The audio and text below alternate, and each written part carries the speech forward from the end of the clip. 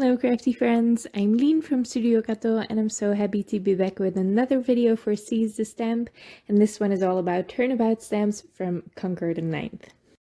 Seize the Stamp is having a sale on all their turnabout products from Concord 9th, so check that out in the description below to get your products at a discount. I'm using the In the Meadow Turnabout stamp set from Concord 9th, and as you can see, you get the stamp set in the packaging, but you also get this little acetate piece that you use to line up your stamp. So you take your stamps off your acetate packaging that it comes in, and you put it on this piece of acetate instead. And it has a cross on it, that's how you recognize it, and it also has words on it so you know which side is the side to line it up on. This side up, it says, and then you can line this up on your turnabout jig, also from Concord 9th. You buy this jig separately, but it's pretty cheap and you can use it for all Concord 9th turnabout products. So then there is a little cross, the same diagonal cross on that turnabout jig. You can barely see it in the video, and you line the cross on the acetate up with that cross on the jig. There are also markings on the jig to line up an A2 size panel, both vertically and horizontally. So I cut a piece of grapefruit paper from Concord 9th and I cut that to A2 size. I temporarily adhered it on my jig just with some folded over purple tape. You can use any temporary adhesive. And I am stamping on that with the grapefruit ink from Concord 9th. This will give me a lovely tone-on-tone effect, and I really do love how the Concord 9th ink stamps, but also how it blends. It's just an amazing ink. I highly recommend it, and I really love the paper as well. For my third turn, I am using some Versamark ink. Any clear embossing ink will do, and I am going to emboss this in gold. Now this is my final turn. I am not going to stamp this 4 times. You can, and you will get a fuller background, but I like the little gaps in between. Now, if you want to emboss with your turnabout stamp sets, which I highly recommend because it steps them up a little bit, make sure you clean your stamp first very well. You have to clean it between each turn if you switch inks, but also do your embossing as your final step. You will have to take your panel off of your turnabout jig to heat set it. So you want to do your embossing last, and even if you're able to line it up again, usually heat setting it will just warp it a little bit. That always happens no matter what paper you use. So make sure that's your final step, because you can't line up warped paper in the same exact spot. That is not going to happen no matter how skilled you are as a card maker. I cut that panel down a little bit and I put it on my card base with some foam tape.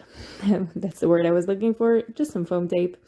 And I finished that off. I give it a little bit of an edge with a gold glitter paper as well. I just glued that underneath it. Now for my focal images, I am going to be using the In the Meadow die set. This is a really nice companion to the In the Meadow Turnabout stamp set, but it is not by any means a coordinating die. These are standalone images.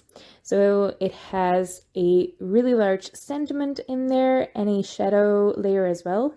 I'm not using that one today, but I am using the sentiment, and it has all of these flowers and some leaves as well. I cut all of those out of Concord 9th cardstock. I really love these colors together. I think the Concord 9th palette is very, very smart. And there are some amazing color combinations to be found in there, and it's not too large either. Right now it's 22 colors, I think, so it's perfect to get all of the ink cubes and some cardstock. Now I made my little arrangement, and then I also glued down my sentiment. The sentiment is stacked up on 2 layers of thick white cardstock, so it has some dimension to it. And then I picked up my floral arrangement with some press and seal. I put some glue behind some pieces, all of the leaves and 2 flowers, I think. I wanted those to be more in the back, and it will create a nice difference in dimension if I prop all of the other pieces up on some foam tape. So some pieces glue down directly to the card, and then I just keep all of the other pieces on the press and seal while I put some foam tape behind them, and that will just prop them up and make them really the focal point because they stand up on some dimension. Putting different layers of dimension in your floral arrangements is a really easy way to step it up, and it's just really fun to do. I always love to see different layers in a floral arrangement to spice it up.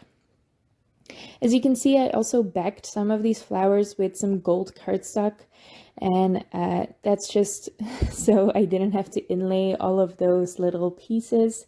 It cuts out a few dots in the center of the florals. A lot of flower die sets do that, and I just like to back it with another color cardstock. I used a stamp set, or a sentiment stamp from the Turnabout stamp set. This just says sending hugs, and I stamped that in Versamark ink. Any clear embossing ink will do, and I embossed it with Gold Rich Pale from Wow. I am finishing off 3 of the flowers with some embellishments. These are by Pink Fresh Studio, and that finishes off my card. A lot of gold and glitter on this card, but it's still pretty subtle because of the background. It is just tone on tone. There's not too much going on in the background, and then you have those bright red flowers to draw the eye. I don't have many Turnabout stamps from Concord 9th, but they are really fun to make backgrounds. As a background stamp, they're a great investment, and especially this one. There are other stamp sets like this from Concord 9th, but this one doesn't have just the Turnabout element. It also has separate little pieces, a few flowers, some leaves, and a lot of sentiments. So there's a lot of bang for your buck in this stamp set. I highly recommend this one in particular, but there's definitely more Concord 9th Turnabout products that have a lot of bang for your buck. I hope you liked the card. I hope you liked the video. If you did, make sure to leave a thumbs up on this video and leave your thoughts in the comments below. I would love to read them. Don't forget the sale. All the information is down in the description below, and I will see you next time. Thank you so much for watching.